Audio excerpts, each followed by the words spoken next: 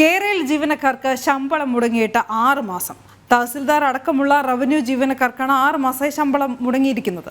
കേരള സർവേക്കും സ്ഥലമെടുപ്പിനും വേണ്ടി 12 ഓഫീസുകളിലെ 205 ജീവനക്കാരാണ് ഉള്ളത്. എന്തായാലും കേരളിന് കേന്ദ്രം അനുമതി നിഷേധിച്ചിട്ടും ഓഫീസ് പ്രവർത്തനവുമായി സംസ്ഥാനം മുന്നോട്ട് പോയിരുന്നു. മനോജ് ചേരുന്നു കൂടുതൽ വിവരങ്ങളുമായി. മനോജ്, വിശദാംശങ്ങൾ.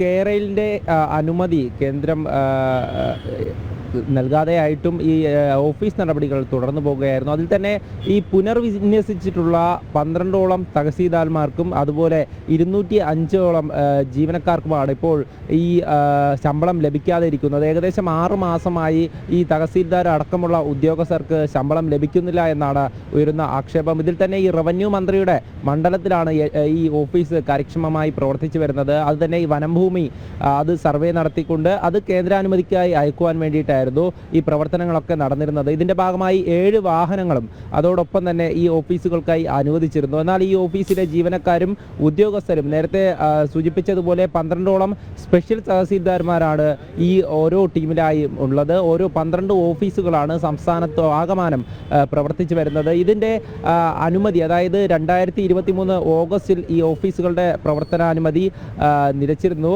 അത് കഴിഞ്ഞതിന് ശേഷം വീണ്ടും തുടരാനുള്ള അനുമതി നൽകാത്തതോടുകൂടിയാണ്, ആ തുടർച്ചാനുമതി ആവാത്തത് കൂടിയാണ് ഈ ശമ്പളവും ഇപ്പോൾ ലഭ്യമാകാതെ ഇരിക്കുന്നത്. ഇതിൽ തന്നെ ഈ ഉദ്യോഗസ്ഥരൊക്കെ പ്രതിസന്ധി നേരിടുമ്പോഴും റവന്യൂ മന്ത്രി ഇക്കാര്യത്തിലൊരു മറുപടി പറയുന്നില്ല, അല്ലെങ്കിൽ അവരെ തിരിഞ്ഞു നോക്കുന്നില്ല എന്നുള്ള ഒരു ആക്ഷേപമാണ് ഉയർന്നത്. എന്തായാലും ജീവനക്കാരും ഉദ്യോഗസ്ഥരും ഒരുപോലെ തന്നെ പ്രതിസന്ധിയിലാണ്.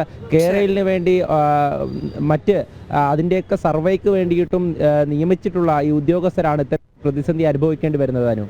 ശരി, മനോജാണ് വിവരങ്ങൾ നൽകിയത്.